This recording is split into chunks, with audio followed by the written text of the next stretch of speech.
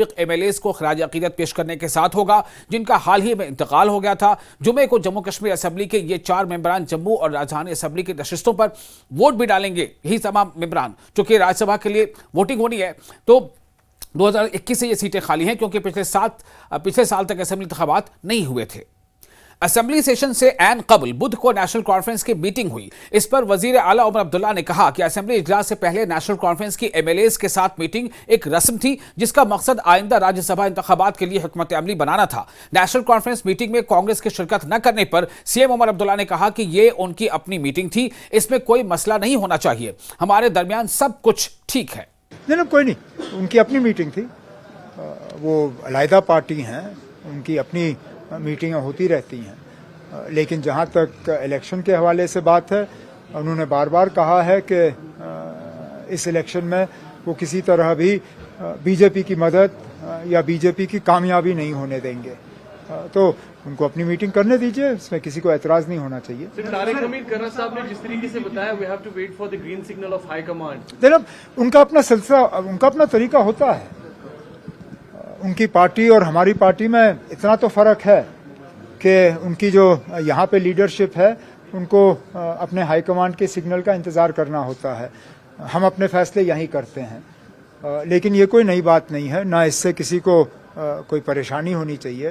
उनका high command का भी सिग्नल तो ऐसा नहीं होगा जिससे कि बीजेपी को फायदा हो। लेकिन जिस तरह नगरोटा की सीट के लिए भी, हालांकि वो लड़ने के लिए तैयार थे लोकल लेवल पे, लेकिन हाई कमांड के सिग्नल का इंतजार कर रहे थे। हाई कमांड ने वो सीट नेशनल कॉन्फ्रेंस के लिए छोड़ी और हमने अपना उम्मीदवार जो है मैदान में उतार दिया।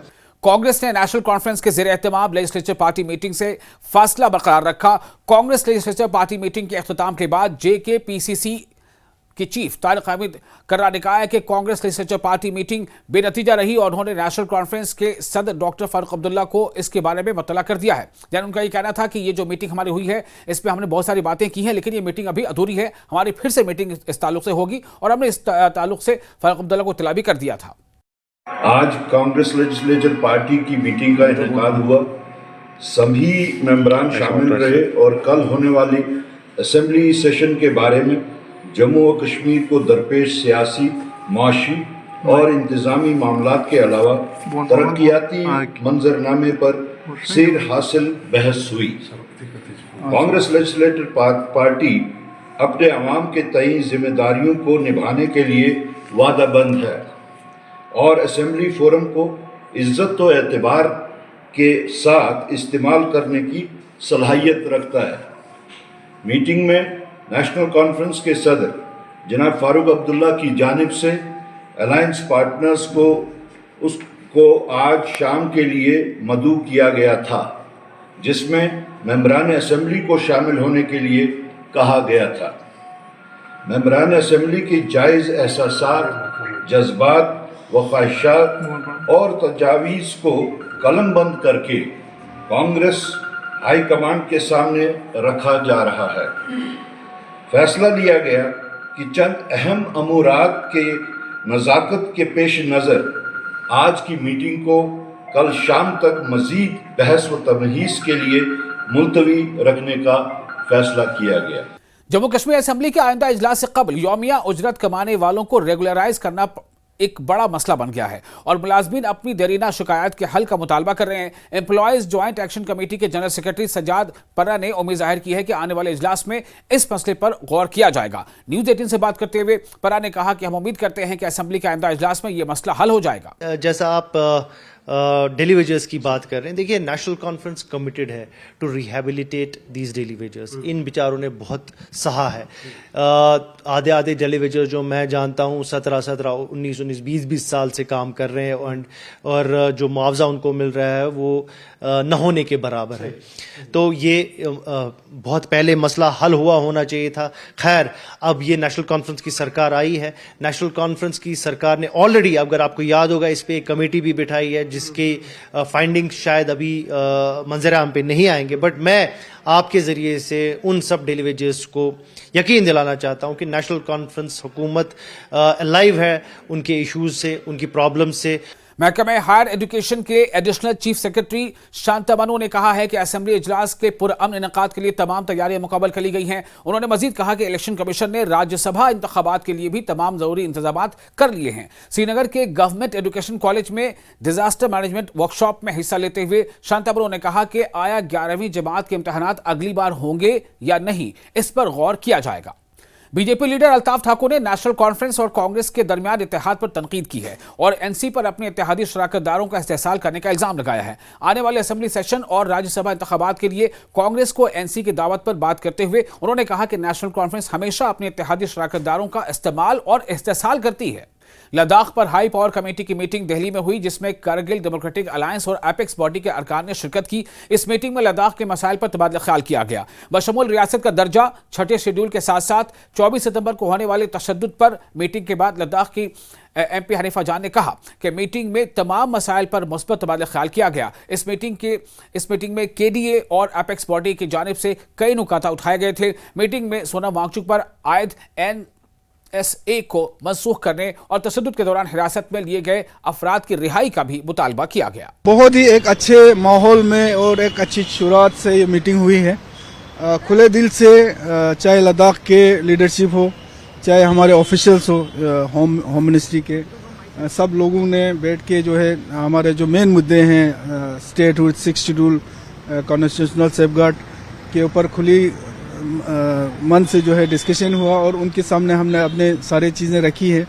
और आगे जाके मुझे लगता है, मुझे एक ये उम्मीद जागा है हम सब में कि लद्दाख के इश्यूज़ को कहीं ना कहीं आगे जाके कुछ ना कुछ रेजोल्यूशन जो है इसका हो जाएगा। ये हमारा मानना है, हमें लगता है।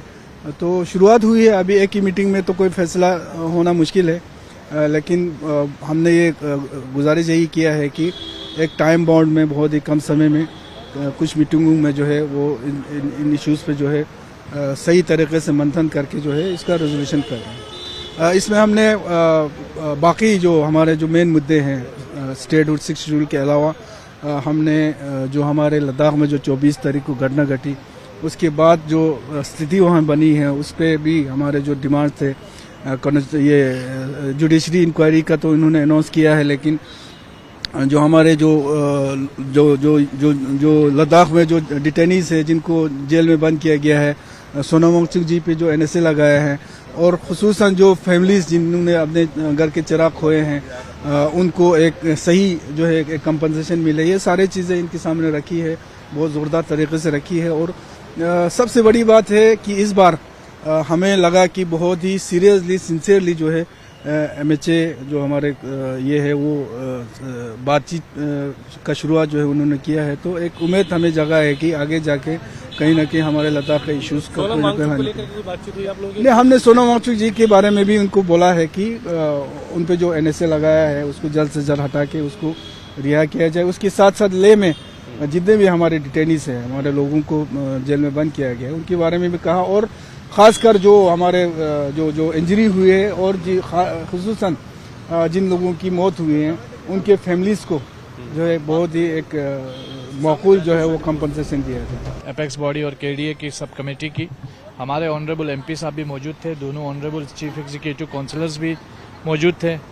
और इस वक्त स्टेटहुड 6 शेड्यूल का जो इशू है वो ऑन टेबल है और उस पर मज़ीद अभी हम बात कर रहे हैं, डिलिब्रेशन चल रही है।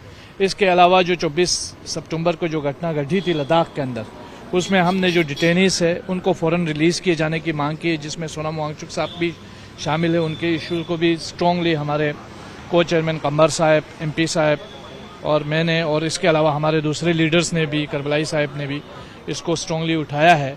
और हम उम्मीद करते हैं कि बहुत जल्दी जो है उनको भी रिलीज़ किया जाएगा और जो दूसरे जो मेंबर्स हैं हमारे एपेक्स बॉडी के यूथ लीडर्स हों या जो भी डिटेनीज हों उनको रिलीज़ किया जाए। और जो कंपनसेशन की हमने बात की है, जो मारे गए 24 सितंबर को और जो ज़ख्मी हुए हैं उनकी, तो उस पर भी काफ़ी बात हुई। उम्मीद करते हैं कुछ समय में ये जो है इसका भी कोई फ्रूटफुल आउटकम आएगा।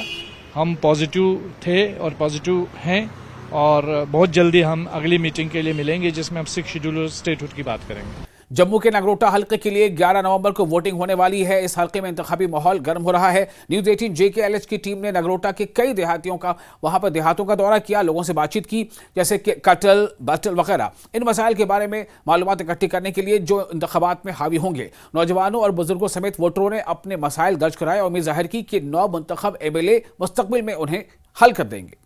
बडगाम ज़िमनी इंतखाब सुनावारी के मुख्तलिफ देहातों बिलखुसूस बांडीपोरा जिले के नौगाम ब्लॉक में आगा खानदान की मजबूत असर रसूख की वजह से शदीद दिलचस्पी का मुशाहदा कर रहा है। खानदान के गहरे मजहबी और सियासी रिश्तों ने एक गैर मामूली सूरत हाल पैदा कर दी है, जहां नेशनल कॉन्फ्रेंस और PDP दोनों उम्मीदवार एक ही आगा कबीले से हैं। इस दोहरी नुमाइंदगी और इसके जरिए मकामी उम्मीदवारों को एक दूसरे से मुंसलिक कर दिया है। हज कमेटी और वजारत दाखिला की जानिब से करगिल में छठा मोबाइल पासपोर्ट कैंप का इनेकाद किया गया। यह कैंप 3 दिन तक जारी रहेगा और इस दौरान 150 पासपोर्ट जारी किए जाएंगे। लोगों ने इस सहूलत के लिए हज कमेटी और वजारत दाखिला का शुक्रिया अदा किया। हज कमेटी लद्दाख और डिस्ट्रिक्ट एडमिनिस्ट्रेशन के कोलैबोरेशन पर पिछले 6 महीने से ये कैंप कंटिन्यू चल रहा है। तो इससे ख़ासकर हमारे ज़िला कारगिल के बुजुर्गवार, हमारे माँ बहनें और जो ओल्ड एज हैं और इसके अलावा जो डिसेबल पर्सन है, सबके लिए यहाँ पर हमारे घर के चौखट पे मिनिस्ट्री की ओर से ये सहूलियत यहाँ पर फराहम होना, इसके लिए सबसे पहले तो लद्दाख हज कमेटी की ओर से मिनिस्ट्री ऑफ एक्सटर्नल अफेयर का और रीजनल पासपोर्ट ऑफिस सर जनाब PS रावत साहब और उनकी टीम का तहे दिल से शुक्रिया अदा करते हैं।